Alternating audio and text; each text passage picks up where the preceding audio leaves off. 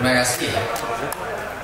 Saudara-saudara semua, pada siang hari ini kami sudah menyelesaikan RUPS BJB atau Bank Jabar Banten. Jabarnya saya, Banten yang sebelah, Wakil Gubernur. Dari seluruh rangkaian RUPS tersebut, kita tadi memberikan catatan-catatan kritis. Barangkali ini RUPS yang paling kritis, dan catatan kritis itu justru dilakukan oleh pemegang saham mayoritas. Catatan kritis pertama adalah BJB wajib untuk melakukan restrukturisasi kelembagaan dan restrukturisasi personal. Restrukturisasi kelembagaan hari ini sudah diputuskan. Hanya 6 jabatan direktur utama dan 5 direktur serta 6 jabatan komisaris. Artinya turun 1 jabatan dari sebelumnya. Dari turun jatuh 1 jabatan itu kami sudah melihat ke depan, berarti ada nilai angka keuangan yang bisa terefisienkan menjadi penambahan modal atau peningkatan dividen. Kemudian yang kedua adalah mengefisienkan seluruh belanja yang ada di Bank Jabar atau BOPO-nya. Biaya operasionalnya harus terus diefisienkan.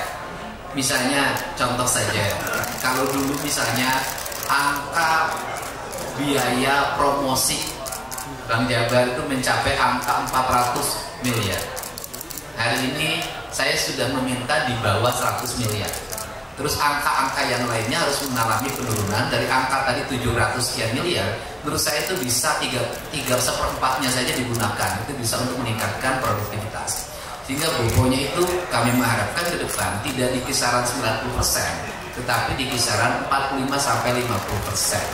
Kemudian berikutnya adalah Bank Jabar harus mulai konsolidasi ke internal layanan dasar. Internal layanan dasar adalah melayani para ASN, Pemda Jabar dan Pemda Banten. Nah, kemudian yang berikutnya baru ekspansi. Ekspansinya harus sangat selektif, penuh kehati-hatian, mempertimbangkan berbagai segala kemungkinan dengan berkaca pada pengalaman masa lalu yang telah terjadi. Kemudian yang berikutnya adalah sikap dari Pemda Provinsi Jawa Barat sebagai pemegang saham. Ada angkanya 36% saham. Sikap kami mengedepankan sikap profesionalisme. Sikap profesionalisme itu bisa dibuktikan dari komposisi yang diusulkan, kemudian yang disepakati oleh seluruh pemegang saham. Yang diusulkan adalah didasarkan pada aspek-aspek yang bersifat profesionalitas. Saya sendiri tidak pernah bertemu dengan orangnya, tidak mengenal orangnya. Saya hanya membaca foto, prototipe dan pengalaman organisasi perbankannya itu, dan nanti dijelaskan oleh dirut yang diusulkan nama-namanya. Kemudian untuk jajaran komisaris, kami juga berdasarkan aspek-aspek yang bersifat profesionalisme, tidak ada satupun aspek yang bersifat politik. Nah, barangkali untuk komisaris utamanya yang ujung sebelah kiri saya baru tahu bahwa itu nama lengkapnya adalah Wowi Prasantio. Saya tahunya adalah Bosman Mardigu. Dan kalau ini sudah dikenal banget lah, Pak Helmi ya. Saya tidak pernah bertemu bareng, ngobrol, bahas bisnis segala macam. Saya hanya via telepon. Beliau lagi di Eropa. Saya minta mau nggak menjadi komisaris di Bank Jabar. Pak, Mas Bos apa Bang Bosman atau Bosman? Itu jawab, saya harus istikharah dulu. Nah, itu perlu waktu beberapa hari saya menunggu. Beliau juga mengatakan saya harus berpikir ulang dulu beberapa saat, dan beberapa nama yang lain nanti dijelaskan oleh komisaris utama. Untuk itu saya ucapkan terima kasih, dan hari ini saya melihat pergerakannya sejak tadi pagi. Saham Bank Jabar terus mengalami peningkatan. Siang ini di angka 890, hampir menyentuh angka 900. Kemarin sudah saya menjabat jadi gubernur itu kisaran angkanya sebelum saya dilantik, setelah belum nanti kisaran angkanya 600, 700, sekarang udah naik. Artinya bahwa pasar menyambut positif RUPS yang dilaksanakan ini. Mudah-mudahan ini adalah hadiah terbaik bagi masyarakat Jawa Barat dan Banten, karena TBK juga masyarakat Indonesia. Terima kasih. Pak, pengurangan ini apakah dampak dari kasus PJB yang kemarin, Pak? Pengurangan anggaran tersebut apakah dampak dari kasus PJB yang kemarin? Pengurangan anggaran bukan dampak kasus, tapi logika usaha. Itu logikanya tidak memiliki akuntabilitas. Saya boleh kalau saya mengkritik misalnya, anggaran untuk pemasaran mencapai 600 miliar. Tapi yang dipasarkannya malah ngemplang. Kan artinya ada kurva antara anggaran yang dikeluarkan tidak melahirkan benefit yang memadai. Sehingga dari sisi logika bisnis, menurut saya ini sudah tidak marketable. Perlu evaluasi. Jadi bukan urusan kasusnya. Memang ada kasus tidak ada kasus. Bank Jabar masa lalu terlalu boros di operasional.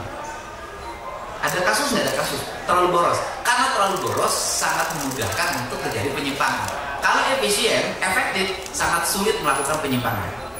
Pak, kalau terkait penutupan kantor cabang, Pak Mardigu dan Pak Helmi. Ya sudah.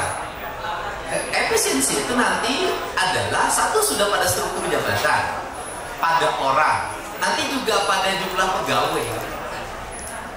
Pegawainya harus sesuai dengan tingkat kebutuhan pasarnya. Jadi tidak boleh jumlah biaya operasional gaji pegawai melebihi kepentingan layanan itu sendiri, sehingga Bank Jabar bukan bank titipan. Setiap orang dititipin di situ kerja, itu harus nggak ada. Terus yang berikutnya adalah kantor cabang yang tidak lagi efektif harus ditutup, karena kita ngomong bisnis bukan ngomong politik. Sudah ada Pak datanya berapa banyak? Ya itu yang mutusin dia, si Bandung. Saya nggak bisa mutusin. Pak, alasan Bapak mau ngontak langsung Pak dan Pak Mardigu apa? Alasannya adalah saya ingin memilih orang-orang yang dipercaya oleh publik dan memiliki pengetahuan yang cukup serta pengalaman yang kuat di bidang ekonomi dan keuangan. Itu alasannya. Jadi kita harus memilih orang yang dipercaya oleh publik dan memiliki pengalaman. Nah, secara pribadi Pak sering berdiskusi soal ekonomi. Kalau diskusi malah hanya baru bertemu 2 kali. Saya lebih banyak lihat pemahaman dan pengayaan pengetahuan tentang ekonomi, tentang politik, dagang dan sebagainya. Soal ekspansi Pak, apakah akan mengurangi rencana KUB? Ya gini, seluruh rencana KUB atau KUB yang sudah berjalan nanti dievaluasi secara total dari sisi bisnis. Misalnya ada KUB dengan Banten, ya nanti kita lihat dalam rencana bisnisnya. Kalau itu menguntungkan ya harus dilaksanakan. Kalau merugikan ya jangan dilaksanakan. KUB yang berjalan sekarang pun kalau dianggap merugikan harus dievaluasi. Pak, langkah preventif agar BBJB tidak ada korupsi lagi gimana Pak? Kenapa?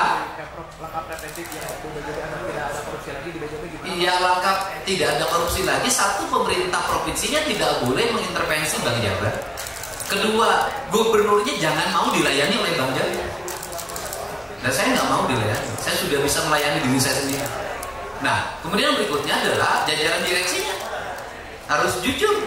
Karena kita berkomitmen, saya mengorbankan seluruh apa yang menjadi ego politik saya demi profesionalisme, demi keberlangsungan Bank Jabar, maka amanahnya harus dijaga dengan baik. Terima kasih.